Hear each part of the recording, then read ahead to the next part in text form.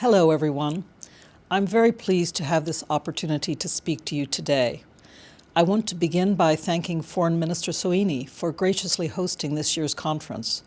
I also thank Finland for being such an important and engaged NATO partner over the years, and for your country's strong leadership role in improving air safety in the Baltic Sea region. This is my first NATO Weapons of Mass Destruction conference as Deputy Secretary General. I regret that I can't be there with you in person, but I'm grateful to the hosts and organizers for letting me be with you by video. As many of you know, I have dedicated much of my career to the topics you will be discussing over the next 2 days: weapons of mass destruction, arms control, disarmament, non-proliferation. These issues are very important to me.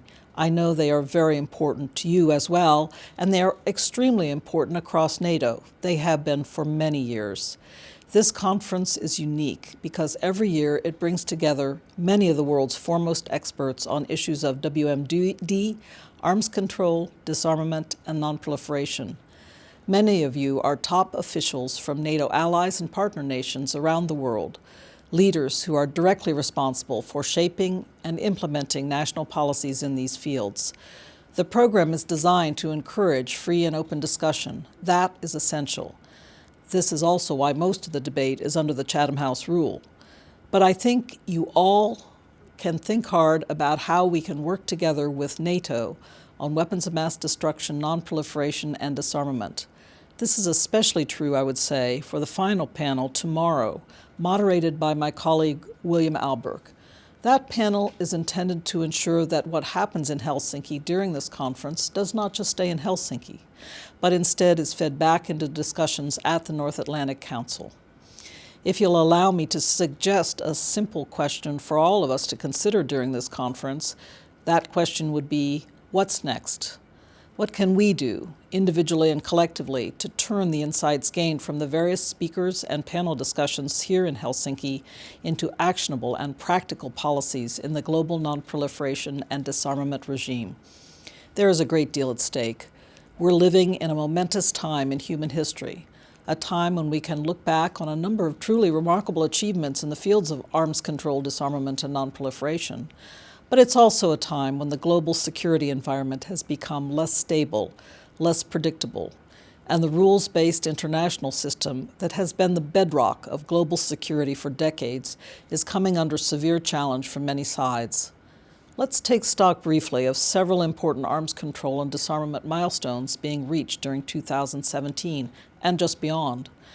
The Chemical Weapons Convention, a global norm that is being tested as we speak in Syria and Iraq, entered into force 20 years ago this April.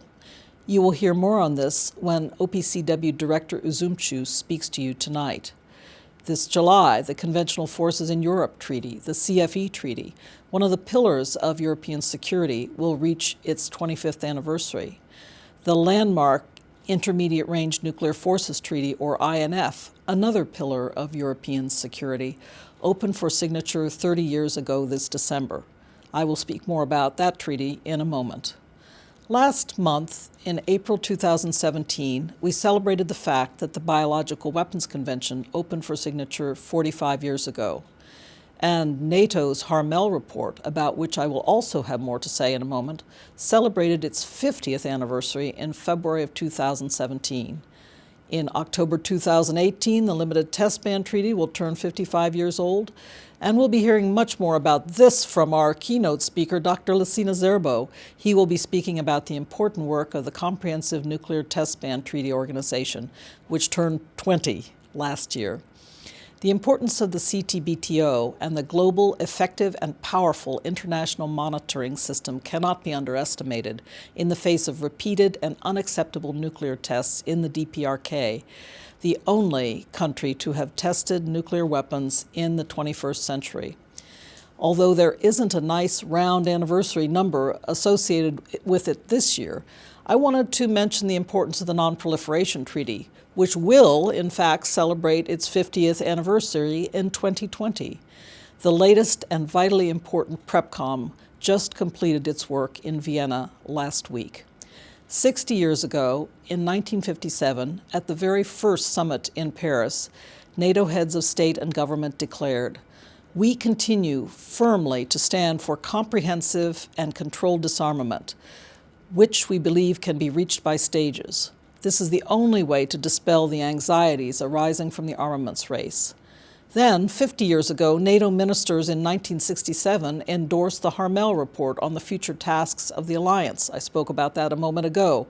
The Harmel Report firmly established NATO's policy of seeking peace through deterrence and détente. It emphasized the importance of promoting progress in disarmament and arms control, including concrete measures to prevent the proliferation of nuclear weapons. Ministers also reaffirmed their view that if the conditions are right, a balanced reduction of forces on both sides would constitute a significant step toward security in Europe. At the same time, the non-proliferation treaty was being negotiated, with goals fully in line with those enshrined in the Harmel Report.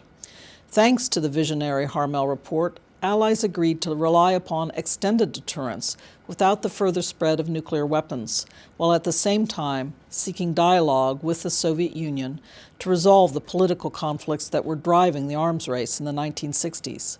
It's important to underscore something here. When you talk about NATO's nuclear deterrent, you are talking about nuclear weapons owned and in full control of the United States, UK, and France. NATO's nuclear arrangements predate the NPT and are in full compliance with it. And most important of all, NATO has brought a high degree of stability and predictability to European security since its inception.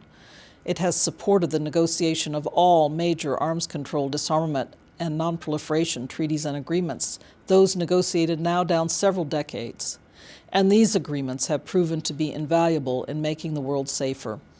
One of the important achievements in arms control, the INF Treaty, contributes to bilateral, regional, and global security by eliminating an entire category of nuclear weapons and delivery vehicles that threaten stability and peace. Unfortunately, however, INF is now under severe threat.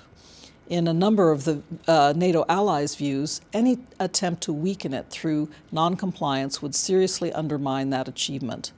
By controlling proliferation, reducing absolute numbers, and bringing transparency and predictability, nuclear and conventional arms control agreements have helped to bring greater stability to the world. The security environment today is indeed challenging, but NATO and the global community have faced difficult times in the past. We have found ways to, through the often difficult and painstaking work of negotiation and dogged diplomacy, to control weapons that pose the greatest risk to humankind. The Joint Comprehensive Plan of Action on Iran, fully supported by all allies, is one more example of how hard work at the negotiating table can achieve results. We have reached agreements in the past because it is in our interest to do so. It is in the interest of all countries to reduce uncertainty, decrease unpredictability, and minimize the potential for catastrophic errors. Conferences such as this one make a difference. I welcome your participation and encourage everyone to think about my question, what's next? Let me challenge you today by asking, how can we best address the challenges ahead of us in cooperation rather than in confrontation?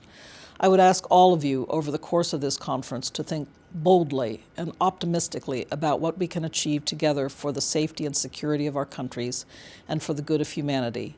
Thank you all. I look forward to hearing the results from your discussion today and tomorrow, and I look forward to being there with you in person next year. Thank you very much.